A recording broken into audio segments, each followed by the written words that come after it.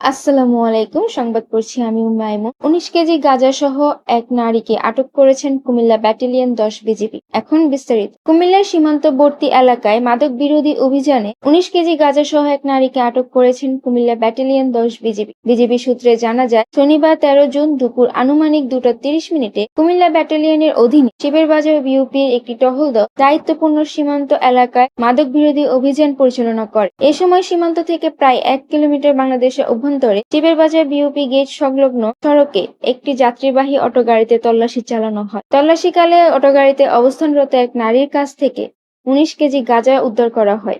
পরে তাকে আটক করা হয়। আটক নারী চৌদ্দগ্রাম উপজেলার চকলক্ষ্মীপুর ডাকঘরের বাটবাড়ি গ্রামের বাসিন্দা বলে জানিয়েছে বিজিবি। বিজিবি তথ্য মতে জব্দকৃত গাঁজার আনুমানিক বাজার মূল্য ৬৬,৫০০ টাকা। আটক আসামি ও জব্দকৃত মাদকদ্রব্য পরবর্তী আইনানুগ ব্যবস্থা গ্রহণের জন্য চৌদ্দগ্রাম থানায় হস্তান্তর করা হয়েছে।